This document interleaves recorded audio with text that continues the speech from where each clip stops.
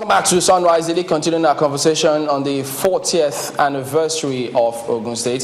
His Excellency Governor Gov Amosun here in the studios with us to also respond to some of your questions. But let's talk about education. I mean, the record of Ogun State, and that's also Nigeria, speaks for itself about it. But today we understand that I think it's the accreditation for Ogun State University Teaching Hospital. They say it's been withdrawn. What's the situation with that? No, that is not correct. But let me even say something first, that you've hit the nail on the head. Education for me is the most important of all the things we are doing. It is education that puts you where you are now. Without that, you can't be where you are. So for me, the first thing to do, any state government, is to prioritize education and put it in the front burner, which is what we did here. But because we are Ogun State, really, it comes with some huge challenge, which we must live with in the final analysis. If we continue in the right direction, would be the better for it. For example, people don't know, we have more schools, more public schools than Lagos State. Lagos State have, of course, more private schools. We have more. And we recall that there was also controversy when you first of all resumed office because you decided to take over some of the schools that were already in the hands of the missions. Yes, I will explain it. Because those schools, they are still the school, really.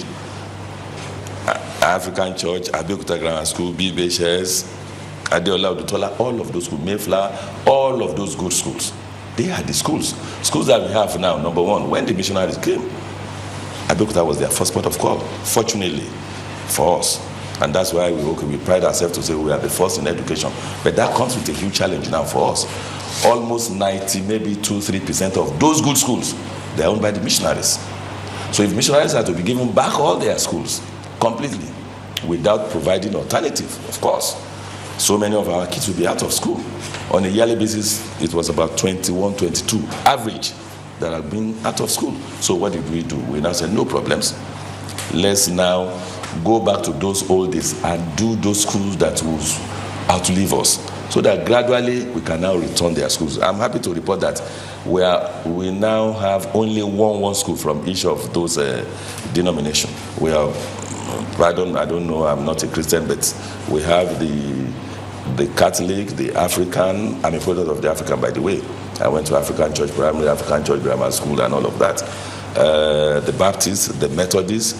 So all of those various faith denominations, we have one school. And we told them when we finish our model schools, we'll return their school. We are not in competition with them. But by the way, since I've been governor, we have been voting at least between 2024, I think when it peaked, percentage of our budget. Not just voting for budget, but of course, we release too. But the truth is this, and I'm challenging anybody now, there is no state in Nigeria that have the kind of budget that we have. Look at tertiary institution, for instance. How many do? I'm sorry to be using Lagos. Lagos is like the reference point. Let me even admit that and accept that now. The reference point, quote and unquote, but not in education when you compare it. We are the reference point, really, in education. In the industry now, we are the reference point. But so Lagos State, let me finish. Lagos State, I don't know, maybe maximum they have 4 tertiary institutions. Look at Ogun State now. The public one, I think by now maybe 14. The private one that joins. So every month, what I need to cover out is far more than what maybe any state will cover out. Even for the private ones? When you draw comparison, for the public ones, because we have more public, yes. When you draw comparison, especially with Lagos State, yes. I like it because it's quite a healthy kind of competition. But the most important, you would agree, is looking at the teachers.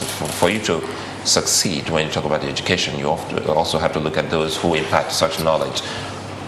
Is there anything your state is doing to see that you have professional teachers who impart knowledge to the children in all strata, whether tertiary, high school, and even the primary education? No, I mean, obviously, yes, we have to do that. It will be in our interest, really. And I'm happy to report that even the last national, at the end of every year, I think Federal Ministry of Education, National Board of maybe Education or Technical Education also, they give awards. And year in, year out, in fact, there was a particular year that Ogun State alone counted about maybe 30-40%. This year alone, the same thing happened. What does that tell you? It tells you that, yes, we are investing in our teacher. We are not there yet, but we are.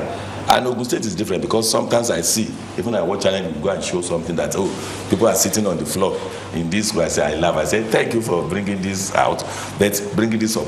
Why can't you show those ones that is getting right too? No, we'll balance it out because we show the good ones, but for me, you want to do better. I don't even want you to show the good ones. Show the bad ones so that you challenge That's us. Why we do that. So the truth is this. We have for us what they've told me now, for us to beat our chest and say, okay, we don't have any issues with student maybe over starving, over whatever in the class, crowded. We will need about maybe, they said 3,000 something schools. So how? So gradually we are doing it, but we're not there yet. But look at the teachers that you said. Now, before we came, teachers' salary was about 300 and something million. Today is 2 billion. That's how much I pay, 2 billion. How do you get the money? Grace of God and what we do, we run around. Because we did minimum wage, we did quote and unquote relativity, and the thing jumped to now 2 billion. Primary school teachers alone. There are some of my colleagues that all that they pay in 1 year, in 1 month, is 100 and something. Some not up to 100. Look at the WAEC. The time they said WAEC, people are not paying for their WAEC and all of that.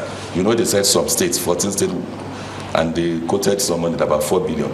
Ogun State alone was owing 498. So what does that tell you? If they said 19 states are owing, so which means 10% of that, even 4 billion, was for Ogun State. Some 30-something million. So every month, that's what WAEC will pay for it. It's like because of the number, and in any case, because one of the free education that we have reintroduced, really. You still have free education in Ogun? Oh yes, primary and secondary. Of course, there's no way tertiary education will be free. We will subsidize it, and that's what we are doing. And with what we are doing, I'm happy to report that even just, I think was it 2 or 3 days ago when we went to see our model school, we were complaining that I said no, this is good for us. Even when, I'm sorry to say this openly, when they now said, okay, if you want to transfer, pay 5,000, pay 10,000, everybody still, because they know that all you need to do, just pay that transfer to Ogun State, then they will take care of everything. But at the end of the day, having every day. Okay, because enrollment is increasing, and that's Ogun State is encouraging people to come and live here. Yes. By extension, maybe young people will also follow suit. Those who are qualified will come in. Yes. What are you doing about unemployment? It's only one way to go. There are no two way about it. Agriculture that will lead us into industrialization. That's the way. There's nothing else that we can do. Of course, we've had oil, even before the advent of oil. So everything was working. Until when we begin to create wealth for our people, we will not. And I'm afraid somebody was Prime Minister Tonla that was saying it, that we have 70 million unemployed youths. That if they come together, that Nigeria will be in problem. And that's why, not that I'm holding forth for Mr. President, he's so passionate about this. Every day will tell you that this unemployment is giving him sleepless nights. And that's what I think they are too, trying to do what they are doing now. But for me, the only way to go is make agriculture very attractive to our young ones. And it is very key too, technical and vocational education, because without it,